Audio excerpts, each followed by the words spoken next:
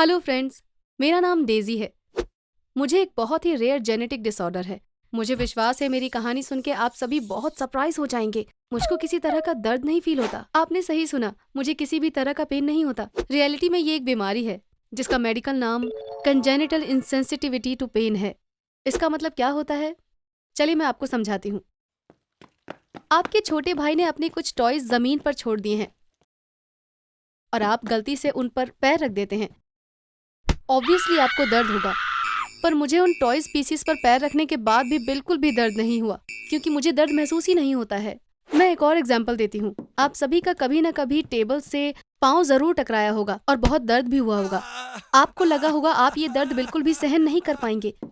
जैसा कि आप लोगों ने अनुमान लगाया ही होगा, मेरा पैर चाहे टेबल से जितना भी जोर से टकराए पर मुझे दर्द फील ही नहीं होता, बिल्कुल भी नहीं। ये सब सुनकर आपको बहुत अच्छा लग रहा होगा। आप लोग सोच रहे होंगे कि आप भी मेरी तरह होते, कि आपको भी कभी दर्द ना महसूस होता। लेकिन ये इतना भी अच्छा नहीं है, क्योंकि दर्द फील होना हमारे लिए बहुत ज़रूरी है। ये हम सबको सेफ रखने में हेल्प करता है। इसको ऐसे समझिए, अगर कोई चीज़ है जो आपको नुकसान पहुंचा सकती है तो आपका दिमाग आपको दर्द का एहसास करा के आपको अलर्ट कर देता है कि कुछ हुआ है। लेकिन अगर आपको दर्द फील ही नहीं होगा तो आपको खतरे का पता ही नहीं चलेगा और इसके बहुत ही बुरे रिजल्ट हो सकते हैं। एग्जाम्पल के लिए मैं आपको एक इंसिडेंट बताती हूँ। एक बार मैंने फ्रेंच फ्राइज से अपना मुंह जला लिया था। कैसे? क्योंकि मुझे पता ही नहीं चला कि वो बहुत गर्म है। मैं उनको खाती रही और अपने मुंह और जीभ दोनों को जला लिया। अगर आप मेरी जगह पर होते तो आपको फ्रेंच फ्राइज पहली बार में ही गर्म लगती। आप या तो उनके ठंडा होने का इंतजार करते या फिर फूंक मार कर खाते।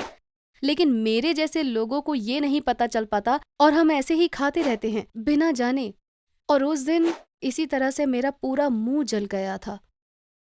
एक और प्रॉब्लम मेरे जैसे लोगों के साथ ये है कि हमको पता ही नहीं चलता कि हमारी कोई हड्डी टूट गई है। पिछली सर्दियों में मैं अपने पेरेंट्स के साथ स्कीइंग करने गई थी। स्की करते समय गिरना आम बात है और मैं उस दिन कई बार गिरी थी।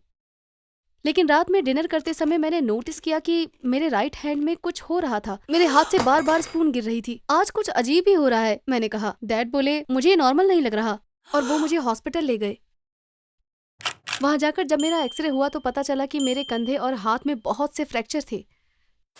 क्योंकि मुझे कोई दर्द नहीं फील हुआ था तो मुझे पता ही नहीं चला कि मेरी हड्डी टूट गई और मैं स्कीइंग करती रही। वैसे तो दर्द महसूस ना होने के कुछ फायदे भी हैं, जैसे मैं जितने चाहे उतने टैटू बनवा सकती हूँ। इसके अलावा मैं जितने चाहे उतनी पियर्सिंग भी करवा सकती हूँ। मेरी मॉम ने मुझे 18 साल के होने के बाद ही टैटू बनवाने की परमिशन दी है, इसलिए मैंने अभी तक कोई भी टैटू नहीं बनवाया है। लेकिन जैसे ही मैं 18 साल की हो जाऊंगी मैं बहुत सारे टैटूज बनवाने वाली हूँ। ये तो अच्छी बात है कि मुझे दर्द ही नहीं होता है, वरना शायद मैं कभी टैटू नहीं बनवाती। शायद मैं आप लोगों को बताना भूल गई, जिन लोगों को मेरी तरह ये बीमारी होती है उनको कभी भी बॉडी में कोई दर्द नहीं होता है। तो मुझे कभी भी सर दर्द नहीं होता है और मैं कभी भी रात में दांत दर्द की वजह से नहीं उठती हूँ। दांत से याद आया, मेरा डेंटिस्ट मुझे कोई भी एनेस्थीसिया नहीं लगाता है जब भी वो मेरे दांत निकाल रहा होता है या फिर मेरे दांतों में फिलिंग कर रहा होता है। लेकिन फिर भी वो हमेशा मुझसे पूछता है, पक्का तुमको दर्द तो नहीं हो रहा है ना? और हर बार मैं बोलती हूँ नहीं। और हर बार मेरा डॉक्टर एक ही बात बोलता है कि ये तो एक चमत्कार की तरह है। जिन बच्चों को ये जेनेटिक डिसऑर्डर होता है उन बच्चों के पेरेंट्स के लिए बहुत ही मुश्किल होता है। बचपन में भी कभी वो रोते नहीं है, मैं हमेशा हंसती रहती थी। मेरी मॉम हमेशा मुझसे बोलती थी मैं कितनी लकी हूँ, मेरी बेटी हमेशा हंसती रहती है। एक बार मेरी मॉम मेरा डायपर बदलना भूल गई, पर फिर भी मैं हंसती रही और उसी गंदे डायपर में रही, जिसकी वजह से मेरे बहुत सारे रैशेस हो गए। मेरी मॉम सोचने लगी कि मैं रोई क्यों नहीं, और उस दिन उनको पहली बार लगा कि ये कुछ अजीब है, क्या मेरी बेटी के साथ ये कुछ प्रॉब्लम है। लेकिन क्योंकि उन्होंने कभी ऐसी बीमारी के बारे में नहीं सुना था तो उनको पता भी नहीं चला कि ये प्रॉब्लम है क्या। क्या आपको पता है कि मेरे पेरेंट्स को मेरी इस बीमारी के बारे में कब पता चला? मेरे 6th बर्थडे पर। मेरे बर्थडे की पार्टी में मेरे पेरेंट्स ने एक बड़ा सा बलून लटकाया था और सारे बच्चे एक एक करके उस बड़े से बलून को डंडे से फोड़ने की कोशिश कर रहे थे और सबकी आंखों पर एक ब्लाइंड फोल्ड भी लगाया गया था और सभी लोग बिना देखे बलून पे बहुत जोर से मारने की कोशिश कर रहे थे। तभी एक बच्चे ने गलती से उस बलून की जगह मेरे सर पर एक डंडा मार दिया। उसे कुछ दिख नहीं रहा था इसलिए डंडा मुझे लग गया। मेरी मॉम चिल्लाते हुए मेरे पास आई। मेरे सर में अभी अभी लगी थी लेकिन मुझे कोई परवाह ही नहीं थी। मेरी मॉम बोली, डीजी क्या बहुत जोर से लग गई? मैंने उनसे हंसते हुए पूछा, इसका क्या मतलब है? क्योंकि मेरी जिंदगी में कोई दर्द ही नहीं था। मुझे उसके लिए इस्तेमाल होने वाले शब्दों के बारे में भी नहीं पता था। अगले दिन हम लोग डॉक्टर के पास गए और कुछ टेस्ट करने के बाद डॉक्टर ने बताया कि मुझे कंजेनिटल इंसेंसिटिविटी टू पेन नाम का एक डिसऑर्डर है। उन्होंने बताया कि ये डिसऑर्डर बहुत ही रेयर है और दुनिया में बहुत ही कम लोगों को ये होता है। तो ये डिसऑर्डर क्यों होता है?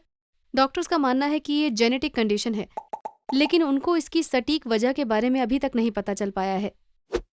उनके हिसाब से इसकी 2 वजह हो सकती है। पहली, जिनको ये बीमारी होती है उनके नर्व्स दर्द के सिग्नल को उनके दिमाग के गलत हिस्से में भेज देते हैं और दिमाग को दर्द का पता ही नहीं चल पाता क्योंकि उसको वो सिग्नल मिलता ही नहीं है।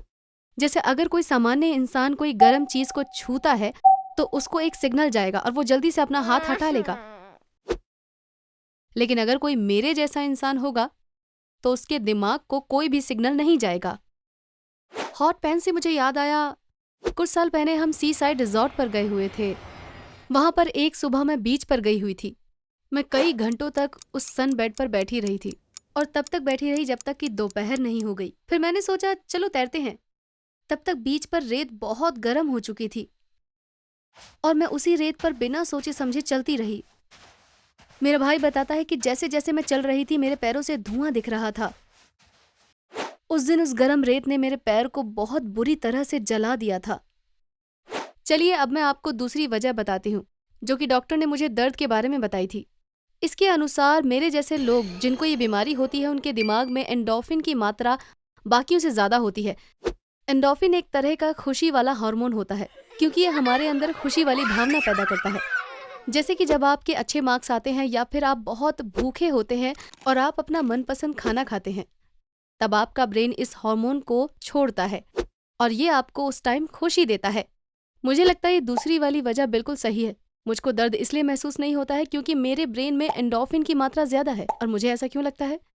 क्योंकि मैं हमेशा अच्छे मूड में ही रहती हूँ। मैं अपनी लाइफ में कभी भी डिप्रेस नहीं हुई हूँ, मैं कभी भी रोई भी नहीं हूँ और मैं हमेशा हंसती रहती हूँ। और इसकी वजह से एक बार मेरे साथ बहुत ही बुरी घटना घटी।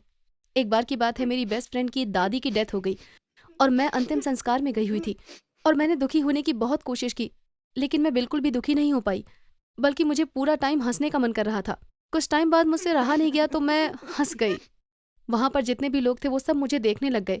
उस टाइम पर मैं थोड़ी सी छोटी थी तो लोगों को लगा कि मैं बचपने में हंस गई, लेकिन मुझे भी नहीं पता कि मैं क्यों हंसी थी। लेकिन अब मुझे पता है कि उसकी वजह क्या थी। इसकी वजह थी मेरे शरीर का एंडोर्फिन लेवल। मेरे जैसे लोगों के साथ एक परेशानी और भी होती है। हम लोग बहुत बहादुर होते हैं। और हम ऐसा क्यों होते हैं? क्योंकि दर्द के हमारे शरीर में एक नहीं 2 काम होते हैं। पहला, वो हमें चेतावनी देता है और तब हमें पता चलता है कि ये हमारे लिए कितना खतरनाक है। इसी के साथ ही ये हमें ये भी बताता है कि क्या चीज़ हमारे लिए खतरनाक है और हमें उससे कैसे दूर रहना चाहिए। मान लीजिए आप एक ऊंची दीवार से कूद गए और आपके कूदने के बाद आपके नी में चोट लग जाएगी। इससे आप सबक सीख जाएंगे और आगे से कभी भी ऐसा नहीं करेंगे।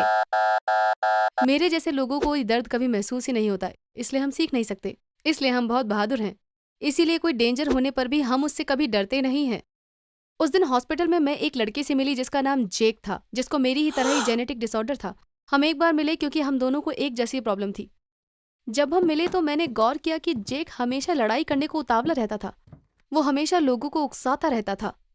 जब हम घर वापस आ रहे थे तो वो कुत्ता हम पर भौंक रहा था। उस कुत्ते का मालिक बहुत ही हट्टा कट्टा था और जेक उस पर चिल्लाने लग गया।